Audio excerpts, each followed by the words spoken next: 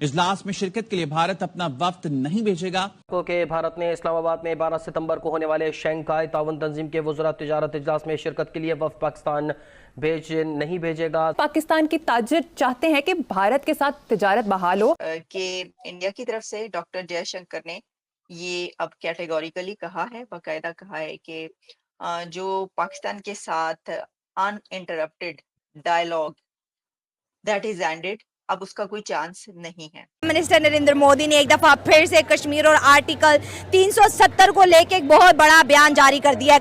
1.5 लाख के करीब गन जो है वो खरीदी है अमेरिका से। किसके लिए? कश्मीर की पुलिस के लिए।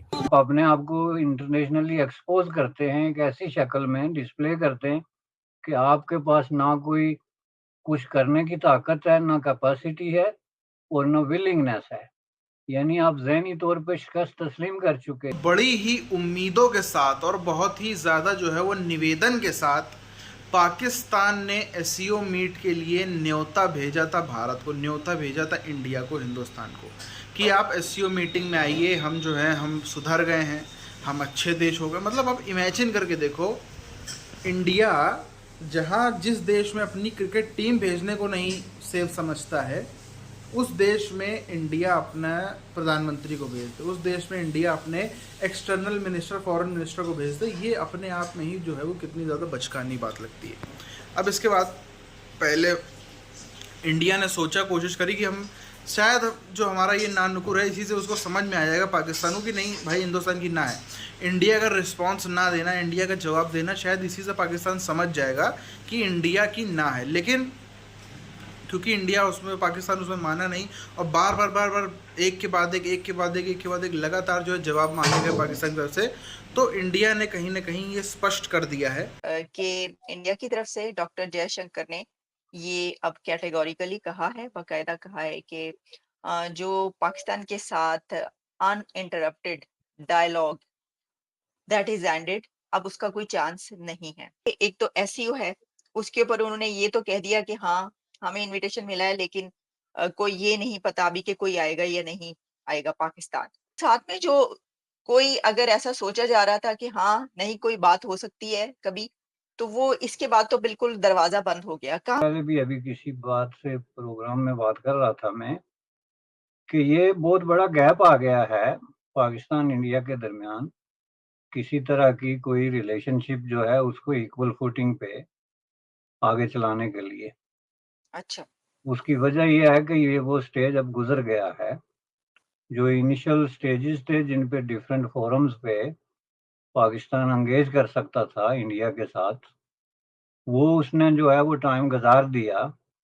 अब वो किसी रिजर्वेशंस को सामने रखने के बाद उसमें किसी तरह की तब्दीली की गुंजाइश तो मुझे नज़र नहीं आती, इसलिए उन्होंने कहा कि अब इसका कोई मतलब नहीं। लेकिन इसका जो अहम तरीन मतलब था, जो मैं समझता हूँ कि बहुत इम्पोर्टेंट है, वो ये है कि उन्होंने ये कहा कि 370 के बाद इसकी ज़रूरत ख़त्म हो जाती है। इन अल्फाज में नहीं, लेकिन इसका मतलब यही है। सर उन्होंने, अगर आप मुझे इजाजत दें, उन्होंने साथ उसके अंदर ये भी आगे कहा है कि जो मुल्कों के दरमियान नए दौर का आगाज होगा या फिर कश्मीर की खुसूसी हैसियत की बहाली तक मामलात नॉर्मल होना दोनों मुल्कों के दरमियान ये मुमकिन नहीं है। देखिए मेरे नहीं ख्याल से कि नए दौर का आगाज होगा, क्योंकि देखिए नरेंद्र मोदी साहब का जो तमाम तर बयानिया रहा है बिलखुसूस इलेक्शन के दौरान, वो पाकिस्तान मुखालिफ रहा है। ये एक मल्टीलैटरल फोरम है, ये बायलैटरल डिस्कशन नहीं है। क्या चाइना में के अंदर अगर ऐसा कुछ होता तो भारत अपने मिनिस्टर्स भेजता या ना भेजता? डेफिनेटली भेजता। दावे करते हैं कि शुक्र करो तुम शाम नहीं हो, हम तो वही हैं, हमारा पासपोर्ट भी उसी तरह है। दहशतगर्दी के मामले में हम इस टाइम शाम और लिबिया से बदतर हैं। पासपोर्ट हमारा शाम के बराबर है और अफगानिस्तान के। सूडान हमसे फिर भी थोड़ा बेहतर है एक पॉइंट। कैसे हम ये मान लें कि 77 सालों में आपने हमारी और हमारे पासपोर्ट की इज्जत करवाई है? हमें कहा जाता है कि पाकिस्तान हमारी पहचान है, इससे ही हमारी इज्जत होती है। हमारी पहचान पाकिस्तान है और हमें हाईलाइटेड। पहली बात तो ये है कि उन्होंने कहा है कि आर्टिकल 370 जो है वो हिस्ट्री है, लेकिन इसमें पाकिस्तान के लिए मैसेजिंग की गई है डेफिनेटली, और वो मैसेजिंग 370 इज ए हिस्ट्री। इसमें मैं एक इंटरेस्टिंग चीज बताऊं कि बार बार बीजेपी को बताना पड़ता है कि 370 is a history. It means कि वो इस चीज़ को समझते हैं कि कई लोगों को शायद ये गलत फहमी हो कि जो है वो 370 जो है रिस्टोर हो सकता है। आ रही हैं, आपको पता है ना, अमेरिका से खरीद रहा है इंडिया मजीद। इंडिया ने तकरीबन 146,000 1.5 लाख के करीब गन जो है वो खरीदी है अमेरिका से। किसके लिए? कश्मीर की पुलिस के लिए। ये एक मैं समझता हूँ कि दैट टेल्स द पिक्चर। ये पिक्चर जो है वो सामने आई है। मुझे जो मैं जिसको स्टडी कर रहा हूँ as a student of politics, मैंने जब देखा था तो मुझे इस चीज़ में लगा है। पहली बात तो ये है कि उन्होंने कहा है कि आर्टिकल 370 जो है वो हिस्ट्री है, लेकिन इसमें पाकिस्तान के लिए आज हमें आटा नहीं मिल रहा, कश्मीर तो दूर की बात, बहुत दुख में लग रही है। क्या वजह है? आपने बोला है भूख से मर गए। पाकिस्तान की अवाम क्या भूख से मर रही है? अवाम भूख से मर रही है। अवाम के लिए पानी पीना भी मुश्किल हो गया है। पहले तो हमने सुना था कि गरीब अवाम आटे की लाइनों में लग के अपनी जानें दे रहे हैं। ये आटा नहीं बांट रहे, ये लुटेरे हुक्मरान, ये चोर चके, ये आटा नहीं बांट रहे, ये मौत बांट रहे हैं। एक रोटी अवाम के लिए इन्होंने मुश्किल करके रख दी हुई है, क्योंकि पाकिस्तान का आने वाला दौर बद से बदतरीन होता जा रहा है। बद से बदतरीन होता जा रहा है। 75 सो डॉक्टर जयशंकर जो कि आर्किटेक्ट है इस सारी गेम के, इस माइंड के, और पीछे सारी बात है उनके पॉलिटिकल सपोर्ट है जो कि उस दौर के क्या आज के दौर के बल्कि हर दौर के वजीर आज़म नरेंद्र मोदी की तरफ से है। अब आपको मज़े की बात बताऊं, कुछ महीने पहले, ये मार्च की बात है, इसी साल की मार्च की बात है, हमारे जो फॉरेन मिनिस्टर साहब हैं और डिप्टी प्राइम मिनिस्टर साहब हैं, उन्होंने कहा कि हम जो है वो सी को रेलिवेंट रखने के लिए फॉरेन मिनिस्टर्स का इजलास इन पर्सन गोवा में कर लेता है।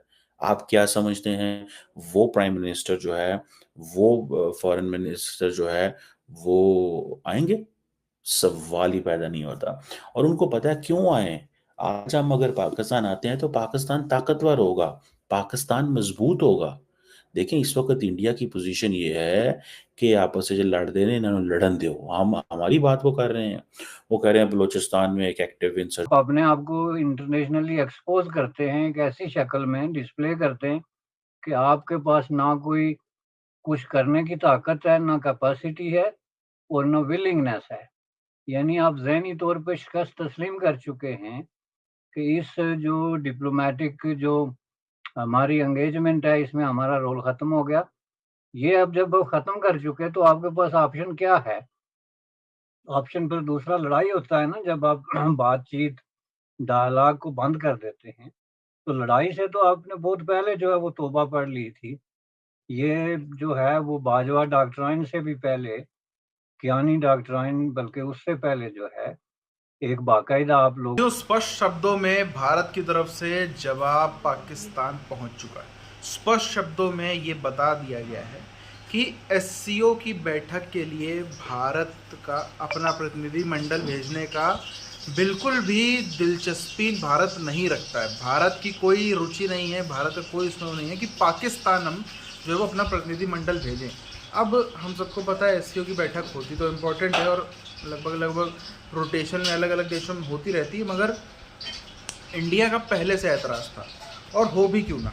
आप देखिए आज इस्लामाबाद के अंदर अभी की अगर हम बात करें तो खुद की इनके सीएम खैबर पख्तूनख्वा के जो सीएम है अली अमीन गंडापुर, उनका पता नहीं चल पा रहा। मतलब कि जिस देश में मात्र 4 सीएम हो, और सीएम कितनी बड़ी पोस्ट होती है, ऐसा भी नहीं कोई 10, 20, 50 सीएम हो, मात्र 4, उसमें से भी जो एक आपका सीएम है वो पिछले 24-36 घंटों से 24 से 28 घंटों से लापता, किडनैप हो गया। फिर तो यहाँ तक आ रही कि अली अमीन गंडापुर जो है वो कहाँ से गायब हो गए, रास्ते से गायब हो गए, कौन उठा ले गया, कुछ भी पता नहीं चल पा रहा। फैमिली जो है उनकी चीखो पुकार लगा रही है, हर तरफ जो है वो न्याय की भीख मांग रही है। लेकिन जिस देश में अपने ही कंट्री के एक राज्य का चीफ मिनिस्टर सेफ ना हो, वहाँ पर कोई देश आखिर अपना प्रधानमंत्री क्यों भेजे? वहाँ पर कोई देश आखिर अपना जो है वो कोई रिप्रेजेंटेटिव भी क्यों भेजे? प्रधानमंत्री, विदेश मंत्री तो बहुत बड़ी बात हो जाती है। तो यही सब चीज़ें जो हैं अगर समझ में आ जाए तो समझ में आ जाए, वरना जो है वो साफ। अगर पहले भारत ने कोशिश करी थी, भारत ने पहले कोशिश करी कि हम जवाब नहीं देंगे तो शायद पाकिस्तान इस बात को ही समझ जाएगा, लेकिन वही है ना कि चुप्पी कोई समझ, इनको मुँह पर जब तक बेइज्जत ना करो तो समझ में नहीं आता है। तो अब एकदम मुंह पर जो है वो स्पष्ट ना करी है, तब कहीं पाकिस्तानियों को समझ में अभी भी रोग आ रहा है, अभी भी रोग आ रहा है, अभी भी उम्मीद नहीं छोड़ी कि अभी भी शायद मोदी जी जो है वो इस्लामाबाद आ जाएं।